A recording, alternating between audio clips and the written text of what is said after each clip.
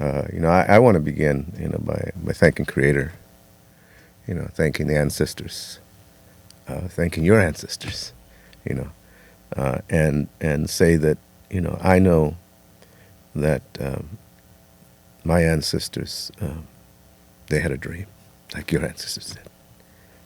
I also know that they went through a lot of shit, a lot of stuff, but they didn't give up. And for a long time, I wondered, how did they make it? How did my abuelito, my grandma, you know, how did my mom and dad, how did they do this? Why did they do this? Sometimes, why? Why do you put up with that? Why do you deal with that? Why do you, and I, in a dream, it came to me that they had a dream, and I saw it in my grandma, my little abuelita, that's 4'10", had to go to the children's department to buy her shoes. She had little feet like that, but she had her ways, and one of the things she did that I thought was crazy, she'd get up at 4 o'clock in the morning. And I'm saying, Grandma, why you get up so early? You ain't got to go to school. You ain't got to go to work. Why don't you want to sleep? Like, cállese, mijo, no entiendes nada. You understand? She knew I didn't understand. But she would get up at 4 o'clock in the morning. And in the, in that home, in the hallway, there was a little crevice in the wall that she had her sacreds, her candles, the Virgen Guadalupe. And she had a pillow on the ground. She kneeled down right down there. Right there. And you could almost do an assessment of our family, how many problems they had, because the more problems they had, the longer she'd stay on the pillow, right? But after she'd finish, she'd come to the room where all of us kids were sleeping. And she was a bendición. She'd bless us up with that bendición. As a little kid, I used to be bothered by it. Grandma, why are you waking me? I was having a good dream. You messed up my dream, Grandma. Why? And I didn't understand why. She needed to bless me up. Grandma, why you blessed me last night before I went to sleep and it's still good for now? And then when I walk in, why do I need so many blessings? I got the devil in me or what? I didn't understand. Didn't understand what my grandma understood. That what she needed to tell me over and over, you're a blessing, Miko. You're a blessing. Just the way you are, you're a blessing. And she blessed, all of us. She blessed the kids that were good in school, the ones that weren't good in school, the ones that, paid attention, the traviesos, the ones that took baths, the stinky ones. She didn't care. She blessed us all. And what I didn't understand is that my grandma had it to inoculate us and remind us, because she knew when I went into that world, they were not going to see us that way. That they're not going to see us as a blessing. That because of the color of my skin and how they portrayed us,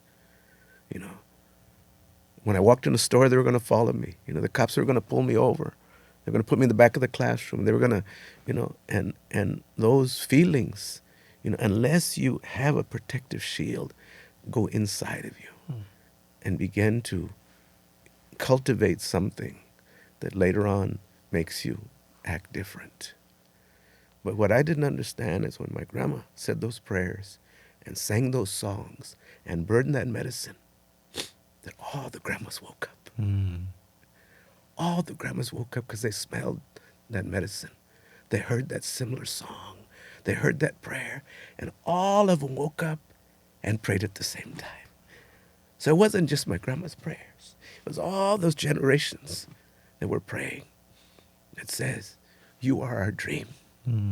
But it also didn't understand at that time is it meant you have a responsibility because you represent us all that way. So my family, my dad, Jorge Perez Tello, Tapilanco, Vitecan, and Mexicano from San Antonio, Texas, right?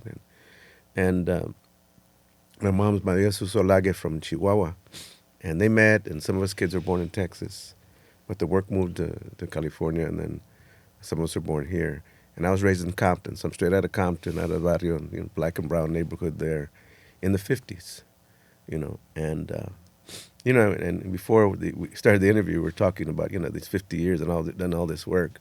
But it's a trip because right now, I'm feeling things that I felt when I was a kid.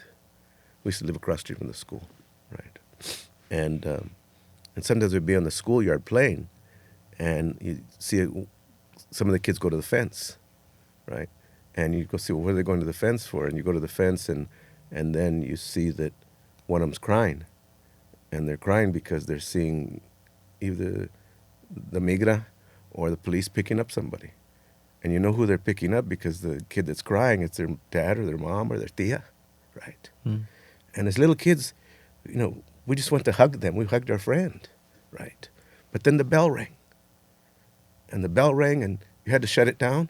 And page 47, and pay attention, and don't let your legs shake, and don't. And so what do you do with all that shit? What do you do with all those feelings? What do you do with all that stuff? So I realize, and yes, I'm very proud of all that work, but I realized that the medicine started way back then. Started with those ancestors, started with my grandma's prayers, started with my dad's love of working. Oh, he didn't say I love you, but he says I'm getting up. Y voy a ir a trabajar, mijo. It's a different language in this Western society. When I later on went to college and to become a therapist, I had to go to therapy, and the therapist asked me, "Well, did your parents ever tell you they love you?" Well, no. Well, did you have a connection, a bond with your mom and dad? I think so. But did you do stuff with your dad? No, he was working most of the time. So you don't have a connection with your dad? Well, I don't know. I don't know. I guess. How about your mom? And my mom was always working. I mean, when I woke up, my mom was awake. When I went to sleep, my mom was awake.